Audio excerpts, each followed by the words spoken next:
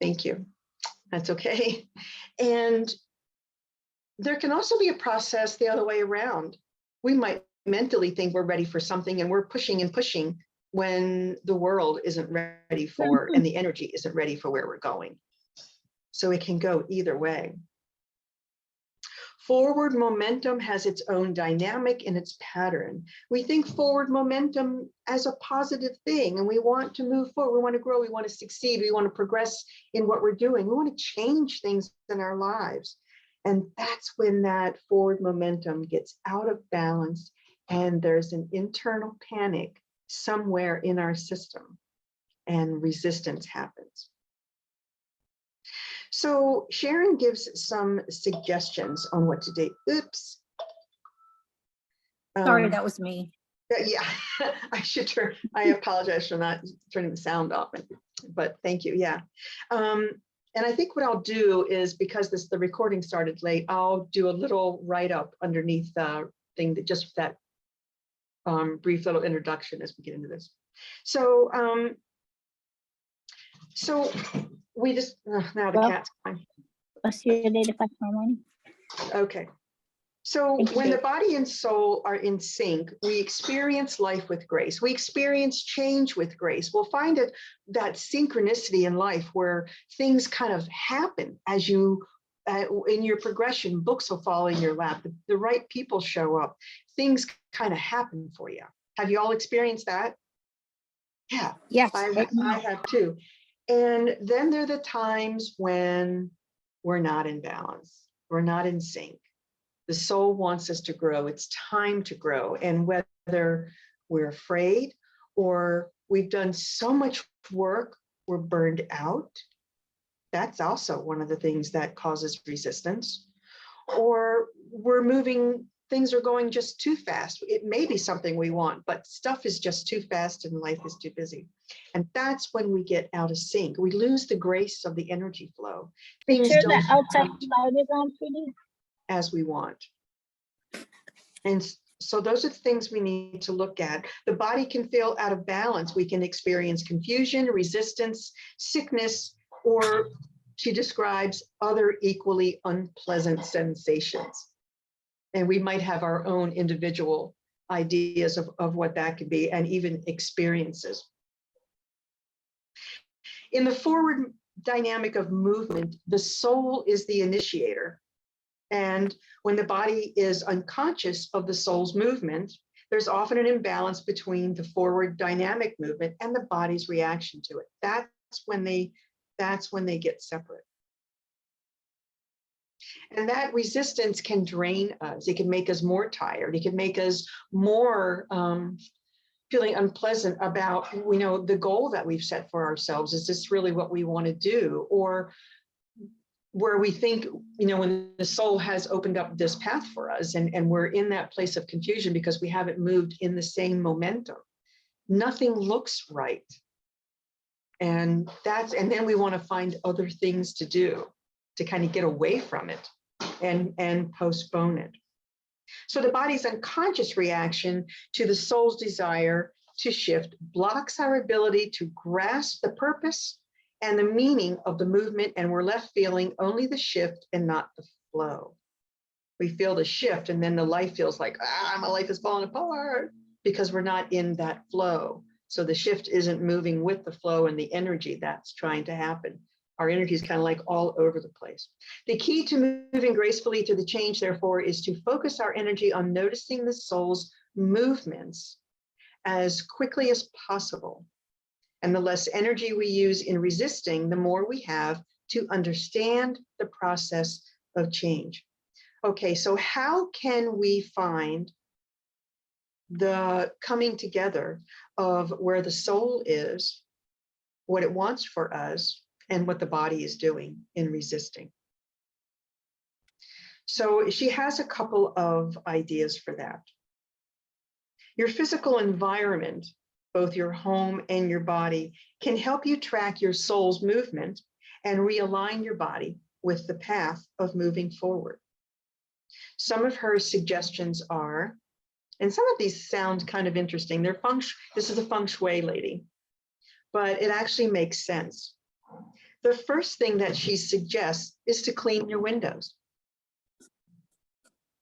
How interesting is that? Clean windows allow a balanced distribution of light rays into the home. They clears the cobwebs of my brain. Windows represent vision and clarity and help me see how distressing daily events fit into my overall life purpose. That's an interesting comment. The distressing events of the day can actually, in some respect, fit into the overall life purpose. Her second idea is to steam clean the carpets,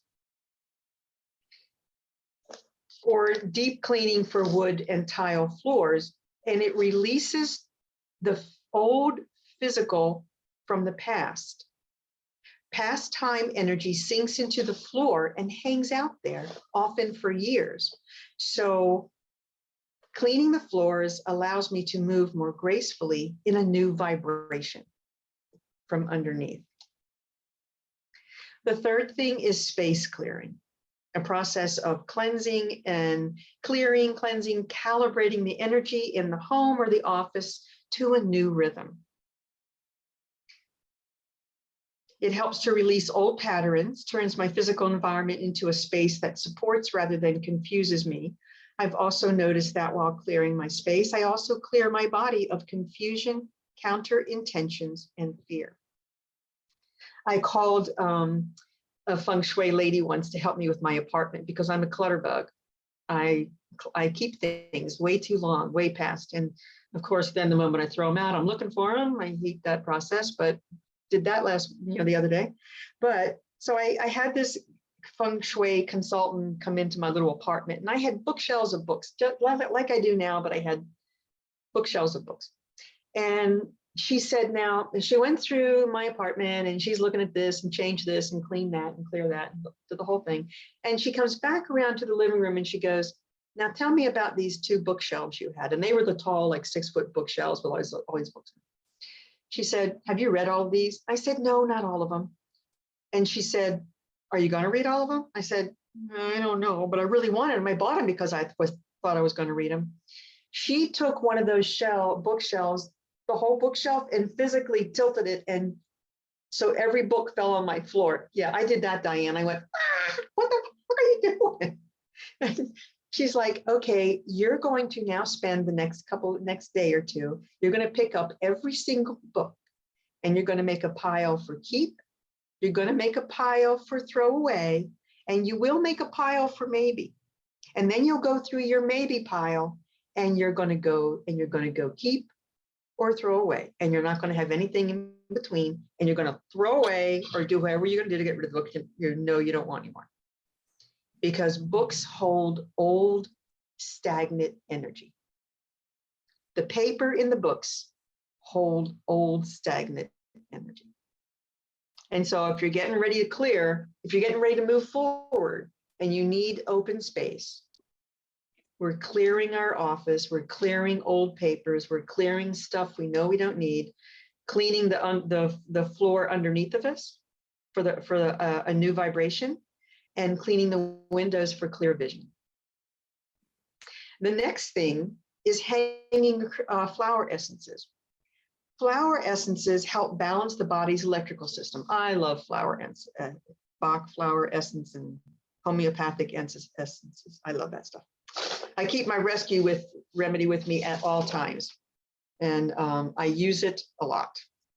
So anyway, flower essences balance the body's electrical system. Balancing your system daily with essences takes excessive strain off the body while it's trying to adjust to life changes, and helps me let go of resistance on a cellular level.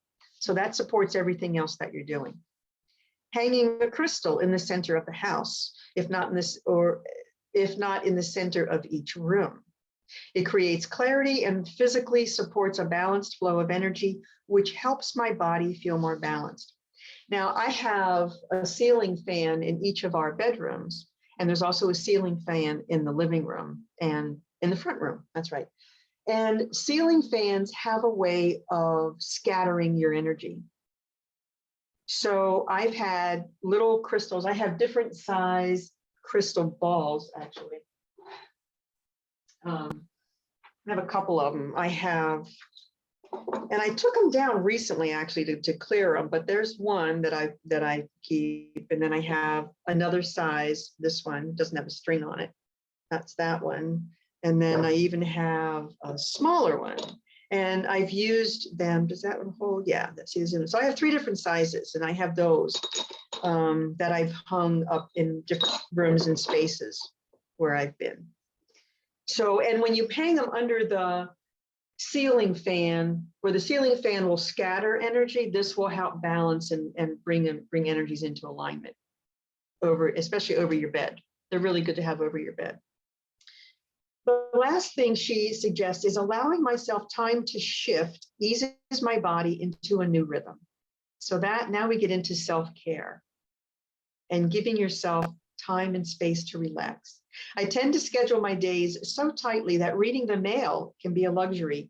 Just for once, I'd love to read the whole Coldwater Creek catalog at one time. I thought that was really cute. I don't know if those are even out there anymore, but I remember those. If I sense that my soul is drawing my body into uncharted territory, I get my day planner out and schedule realignment time. A morning, a day, or a weekend with nothing else to do other than sit, feel my body's reactions, eat well, and sleep keeps me from hitting my panic buttons. So that is Sharon's idea of resistance. So I want to introduce this book. This was from ministerial school. I don't know if Sue Ellen had class with Martin Rossman, MD. And this book is Guided Imagery for Self-Healing. And his work, he taught the class with someone else too. No, I think he taught this class by himself. But it's all about using imagery for healing, and which is extremely powerful once you begin to work with this. The chapter in this book is, it is Resistance, the Loyal Opposition. Because it's very clear that resistance actually tells us a story about ourselves and tells us what we're doing and what's going on. It tells us that there's an issue that we're not dealing with, and it's time to look at it, that we're out of sync. We're out of sync with our soul, we're out of sync with purpose, we're out of sync with alignment in our body. And what can we do about that? Before I go any further with his information, it is interesting that as I read these different things and bring the different thoughts together, at first when I had this, I thought, how am I going to pull together enough information to do 30 or 40-minute discussion? And within a couple of minutes, I thought, holy smokes, how am I going to limit this to 30 or 40 minutes to give you what I would really love to give you about all of this? And whether we like it or not, even finding, these 2 powerful things and some others that I have, resistance is a real part of our lives. We've all felt it in one way or another. I researched through Ernest Holmes' information. On my Kindle, I have the essential collection of Ernest Holmes. So, there's 9 books or 7 books or something like that. And so I typed in resistance. What can I bring up in resistance? And most of his information is really about resisting good in our lives, or resisting faith, or resisting kind of from that aspect. But he did have 2 passages that I'll tell you, and they're both from the Science of Mind book. Page 56.3 and 4, paragraph 3 and 4 on page 56, begins with a little comment about resistance of good, or resistance material good. But he does a prayer treatment that is phenomenal, that can be used when you find yourself in this place, and just allowing things to flow with grace and to work.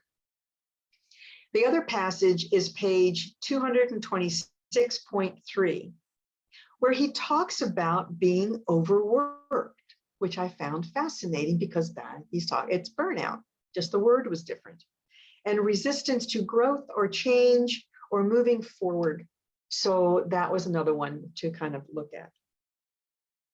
So let me share, so resistance, the loyal opposition. He describes, Dr. Martin Martin Rossman. Now, so he describes it the same way, but that there is a time when we find ourselves in that place, not wanting to engage with where we are in our process.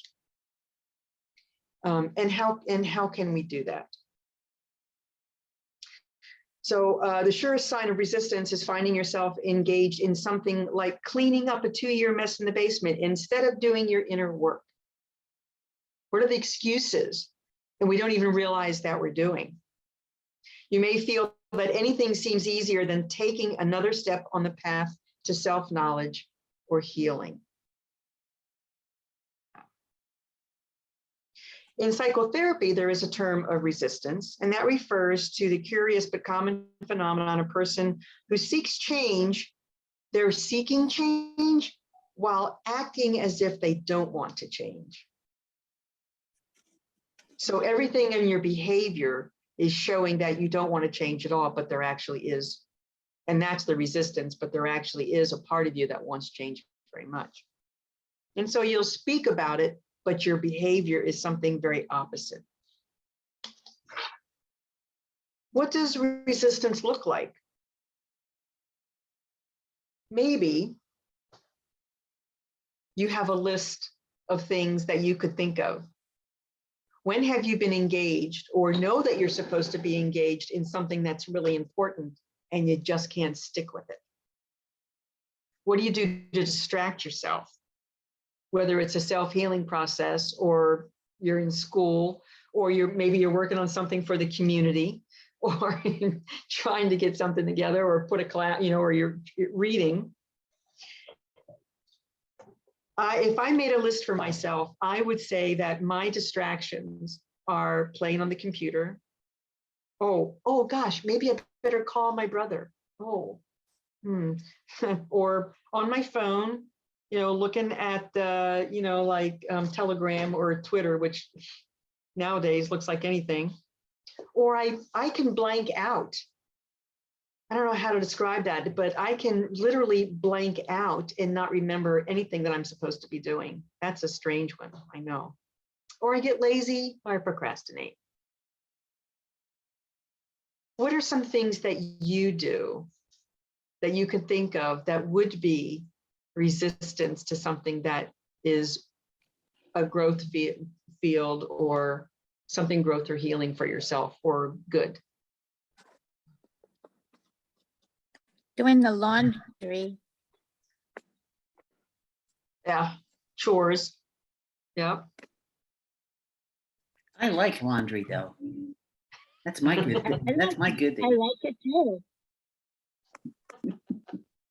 I can space out on the computer and watch hours of YouTube stuff or whatever. Yes. And you can't, and you don't realize how much time has gone by. Right. Yeah. It's hypnotizing. Yeah. Yes. Diane had something she was going to share. Yeah. I actually, I think, well, first of all, I am going to read those 2 different references you provided from Science of Mind, in particular, the one about overworking and I have comfort in that.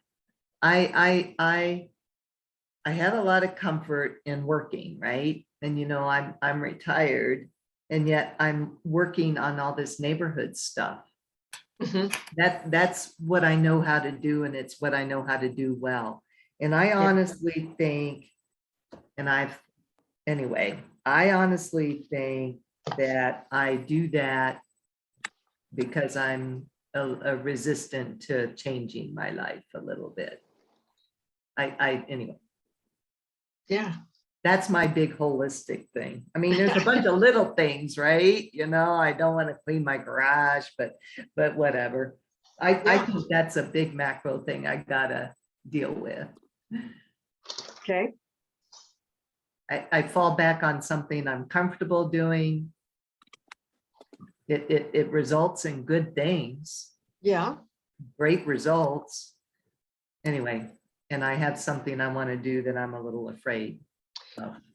Yep. Mhm. So actually, even through these examples, resistance is not a bad thing. It tells us something about ourselves, and it tells us about what's going on in the energy in the space around us. It tells us something very important about ourselves. Just like in the article, we're not moving the same rate physically with our soul and with where we want to go and what we want to do. And what can we do about that? It's about what we look at we use and look at a process of self-reflection, self-care, self-awareness, and self-healing. First thing that Dr. Rossman tells us, and they all tell us, don't be critical of yourself. When you realize and catch yourself in an activity that is a resistant activity, keeping you from something, don't be critical with yourself because it's a normal thing. Bless you. But when we recognize it and we can admit it, we can now take part in finding out the purpose of the resistance. Dr. Rossman's work is all about finding the psychological parts of ourselves and symptoms about ourselves and resistance, treating them like other entities. Anything that's going on inside of our psychology, we treat that as another entity. And we learn to connect with it and talk with it. So his process is imagery. And he has a wonderful meditation that would be really fun to kind of take you guys through one time to learn how to go in to meet that image. But if you have a process of self-meditation and relaxing, and you have a vivid inner eye and journaling, it's a process that you can work up very easily. So you're going to recognize that you want to look for a purpose of the resistance. Why is it doing this? What's coming up? Why is it there? So you go into your relaxation process, and you are going to, you're committed to, or your commitment and purpose for yourself is to talk to the resistance. So you allow an image to come up. What would it look like? What does it want to look like? How does it want to appear to you?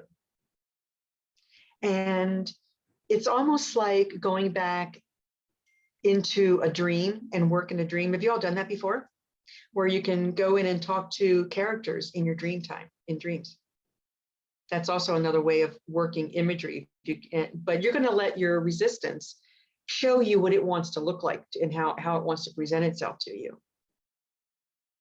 And so you want to start asking it questions. What do you want to do with it? What do you want it? How do you want it to connect with you? You're going to find out what it is. You're going to find out what the resistance wants to do for you. You're going to find out, you want to ask it where it came from. Why is it showing up right now? What changes does your resistance want you to make? And what has to happen for you to meet that resistance halfway to allow the resistance to calm down? You can come up with your own questions in your own words. Yeah. You may find out that as this is the process you would do more than once. And you may find out that as things start to come into your awareness, when your imagery is speaking with you, you just take you don't try to decipher what it's saying. It's almost like visioning. You're not deciphering what it's telling you or trying to reword it. You take it exactly as it speaks to you and answers each of the questions that you've asked. And you'll learn to work with it, because it's interesting that our psyche wants us to connect with it. It wants to talk to us. It wants to connect. It's interesting when you finally learn that. What concerns does the resistance have? Why is it concerned about the movements that you're making or not making? And then you can learn to work with the resistance. After you've done one of these meditations, or done a couple of them, you can evaluate the information that you got. You're going to, using that process, you're going to keep notes, and you're going to keep, maybe if you could even draw a picture or diagram what the image, looks like when it comes up to you each time. Did it give you a name? What's it want to be called? And did it respond to your questions? And what are the concerns? That's the most important part. And were the concerns valid? That's important. And how can you work with the unconscious to bring the soul and the body back into alignment? So it's fascinating. It's very interesting. There's a lot written up about this.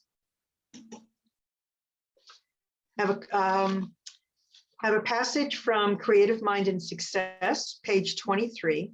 So I have a couple things to work with. And I'll start with this. This is from Creative Mind and Success, page 23. Remembering that we come from love, loving the self, then learning to love others, not for their love, but because of love, we create the vibration of love. We are the outward expression of our inward feelings and emotions. The ability to attract love in your life is directly tied to your ability to love and value yourself. Knowing and living from the truth of first cause, first of love, the essence and expression of God that we are made from, keeps us in the center of love, and this is the deepening. When we are looking in the mirror and saying, I love you, it's the beingness of love that is the vibration we give and receive. I chose this because it speaks of self-care. It speaks of loving ourselves. It speaks about the vibration that's within us. And if we are out of alignment with our body, our soul, our unconsciousness, what is the vibration that we're extending out into the world? And if we want to be in alignment for our own selves to move forward without resistance, loving ourselves is going to be very important, and loving the process that we're doing for ourselves. This is called Love, Wisdom, and Power, How to Handle a Problem. I don't remember where I got this. The order of the three is very important: love, wisdom, and power. First comes love, then wisdom, then power. Each of the components is represented with a divine light ray. A pink ray is divine love. A yellow ray is divine wisdom. A blue ray is divine power. So whenever you are contemplating a decision, we first infuse it with the pink ray of divine love. Then we infuse it with the yellow ray of divine wisdom. And then before we take action, we infuse it with the blue ray of divine power. Can you see how our decisions, responses, and actions are in divine perfection? We recommend for you to try this out with a small decision and big decisions and see how you'll come up with the perfect solutions to anything in your life. Just visualize your situation being infused with the pink ray of divine love, then the yellow ray of divine wisdom, and then the blue ray of divine power. And then wait for a moment and ask your I am presence of God to show you the solution. This will allow you to shift your way of life into the higher dimensions quickly. This is ascended mastery. I thought this was this blends well with, if you're going to be looking within yourself and going into a process of the imagery or whatever your process is, whether it's journaling or meditation, or you want to connect with the resistance, this I thought was an interesting process before you go into it. I used this today to figure out how to talk with my brother who has Alzheimer's. And when I got on the phone with him, I was stunned at his willingness to communicate and allowing me to come back into his life and help him. I was so amazed the process. I cried. So I recommend this one. Okay. Yeah. Joe Dispenza, Dr. Joe Dispenza has a thing. I've talked about this many times. He has a thing that's called How I Create My Day.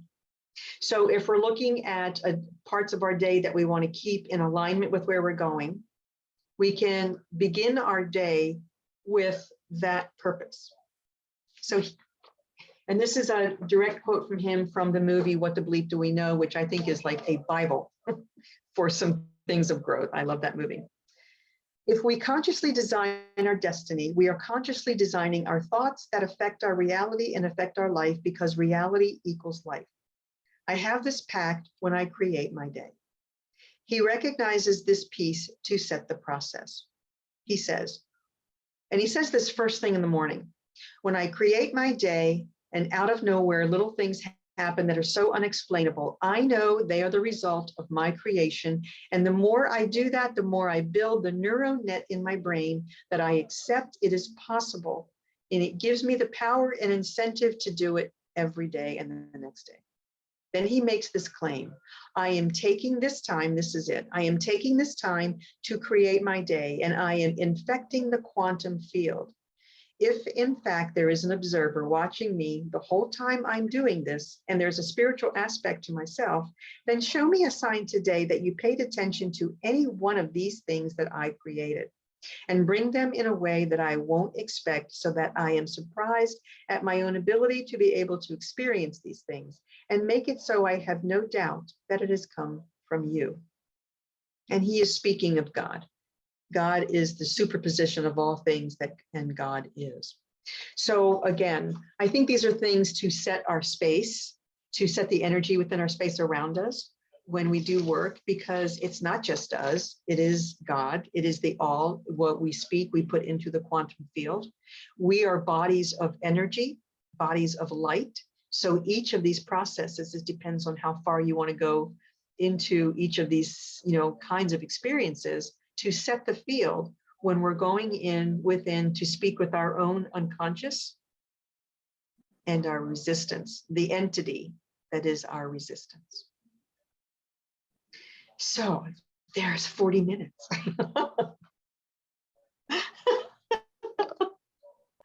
So I am happy to send anything out that you guys want again, and information, but share with me, where are you in some of your resistance stuff or your internal work, and what do you think of this?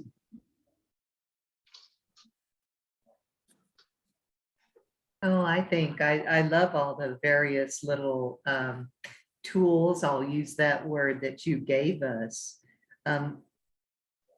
I love the visualization of the colors that denote love, wisdom, and power. I'm going to employ that.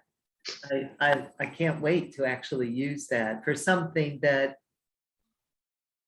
I've been struggling with, where I want to ensure alignment with God and know the solution and the right steps forward. And then, like I've already said, the references might be good to watch What the Bleep We Know again. It's free on YouTube now, so. Right, that's good.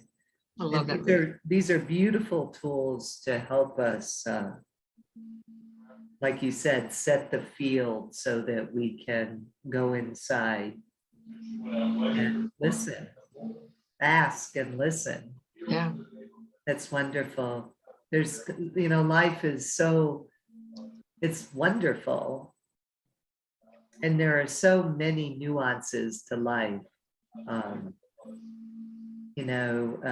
Listening to God as we meander through life or go up and down that roller coaster is just such a very helpful thing.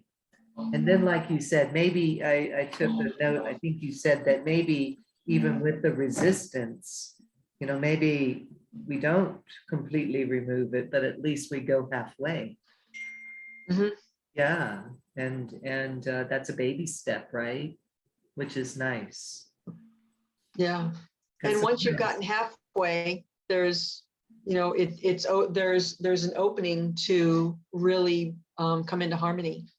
Right. And it can just be incremental. Sometimes I procrastinate for doing things, like I'm procrastinating having a very hard conversation with someone. Or I even procrastinate with my room that's like your office, where I need to get rid of all the old energy. Lots of papers, lots of books, whatever. Anyway, Yeah, I'm babbling right now. no, that's okay. That's what we do. But there's lots of things in life, right? Because life can be so full and fun. Mhm. But it would be nice. I'd like to resist less. Mhm. Yeah, yeah, for Well, sure. I thought your piece about her turning over the bookshelves, Oh, yeah. throwing all the books on the floor, and because Lois, I have 6 foot, 7 foot tall bookshelves in my living room, about 1, 2, 3, 4, 5, 6, 7, 8, 9, 10, 11, 12 of them. So my living room is a library, essentially. But they're screwed to the wall. So Yeah, mine weren't. you can't tip them over like that and throw the books out. But the good part about that is when I moved into my house, not yet 2 years ago, so a year and a half ago, just over a year ago, actually, it was a year in September, I went through all of the books at home and left the ones I didn't want. Now, there are probably some I could still get rid of, but every book that I kept is one that I wanted to keep at the time. So, Yeah, yeah. but I thought it was interesting about the stagnant energy in the pages of the books.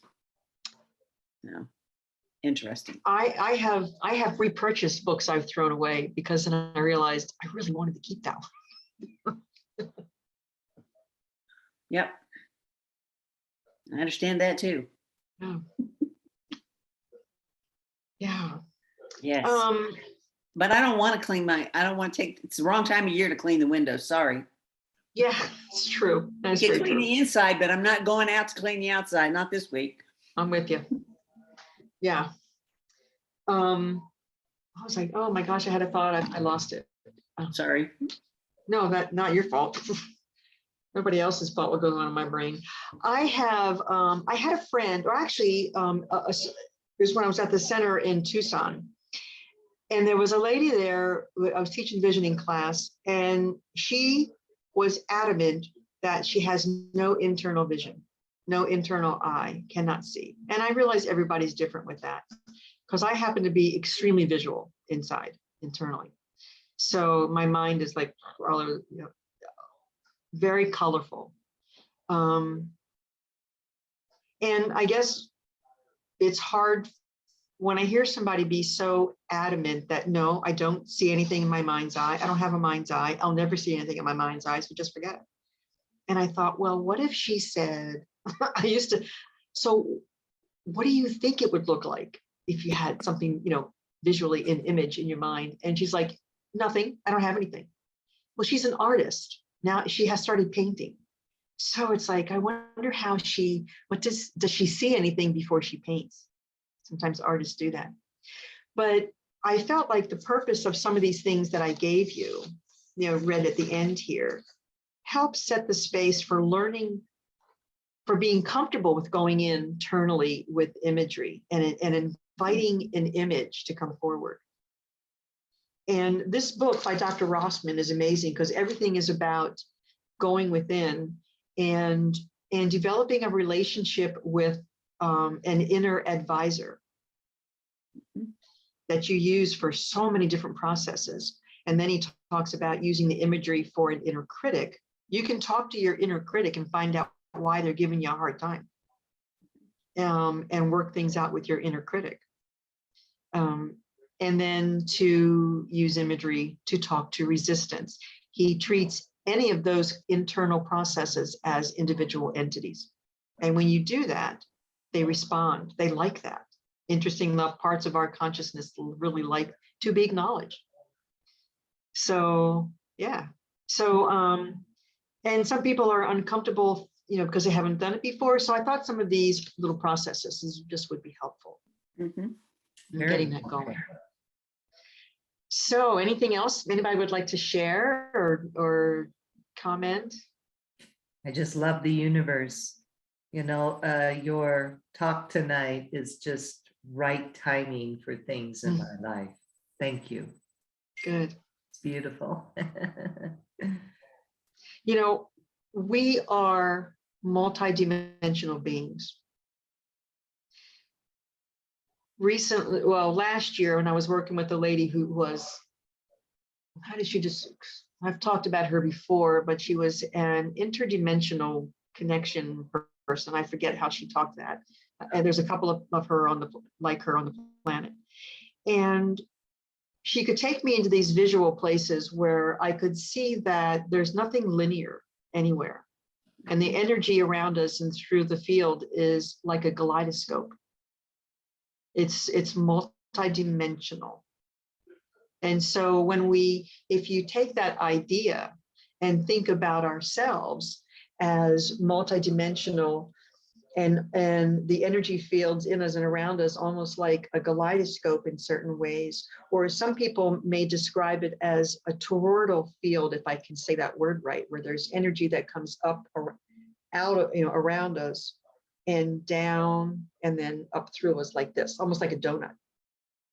So if we think about ourselves as something like that, rather than a solid three-dimensional being, we can do anything with our mind, our thought, and our bodies. And isn't that what spiritual mind treatment is about? Getting into that space where we can accept that we are really more than we've ever been taught. And there's so much more to us, and we can use that for our good. Yeah. Ernest Holmes was way ahead of his time. Yeah. So thank you. Any last comments? Thank you. Thank Okay. you. So we love our little Thursday Thrive, first, third, and then fifth Thursday of the month. And if you like what you hear and hear what you like, I'd like to just show you, this is our number for love offering this evening. If you would like to do that, the word for the night is peace. The phone number is 405-337-9739. And we are always grateful because that keeps things moving and circulating through the universe, right? So I am done for the evening. Sue Ellen, do you have anything you would like to share or just catch up on while we're here? No, thank you though. Okay. I think I'm good. Great Right. job. Oh, As usual. fabulous. Wonderful. So we'll get the recording tomorrow. I'll post that on our channel on YouTube. And as I watch it, the beginning of it, I'll pick up, I'll type in a little bit of the introduction that happened before the recording started, which is just a little tiny bit. So Lois, are you on our, do we have your email so that we can send you a link? I don't know. Susan Julie set it up today. I can tell you my email. Okay. Oh, yes, please. Okay, it's TIALULA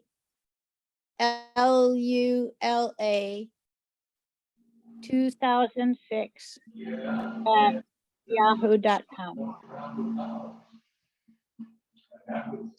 Let me read that back. So it's Pia, P-I-A, Lula, L-U, No, T like ant, TIA. T is in Tom. Yeah, T is in Tom, IALULA. Tia Lula. 2006. Yes, Cool. Perfect. 2006. Okay, so Thank you. I'll add that to our message that goes out, letting you the announcement that the video is up. Okay, cool. Yay. Yeah. Thank So next week, It's Thanksgiving. Thanksgiving. Mhm. What is today? Today's a week from today. Happy Isn't that Thanksgiving. amazing? I know. Yes. Yes. And the week following that, we're back to Thrive. Who's doing it on the first? I have Susan Oh, Julia. Susan is? Oh, Yes, and I will be traveling. So Lynn, if you would start it, that would be awesome. Yes, I will make myself a note. I'll start it. We're Yes. doing one on the 15th, you know, kind of it's the holidays, right? Yep, we are. Oh, we are? Yep, Kevin's doing it. Oh, Kevin, oh, okay. Is that December 5th? Oh, I don't have December's schedule. Who's Kevin is doing it. this? Oh, it's my eyesight. Yes. Okay. But not on the 29th, are we? Yes. I'm doing that one. That Oh, would be the 5th Thursday, right? That's a, Visioning. yeah, yeah, people might not be available. Well, That's- if they're not, they're not. But Okay, I can vision. I can vision for me if there's nobody else but me. okay, yeah, I won't be able to attend that one, sorry. It's okay. that's okay. Yeah. All It's all right. perfect. Yeah. Thank you. Thank you. Nice to meet you. Thank you. Have a wonderful night and a wonderful week And great Thanksgiving. and a great Yes. Thanksgiving. Thank you, everybody. Bye-bye, ladies. Bye-bye. Bye. Goodbye.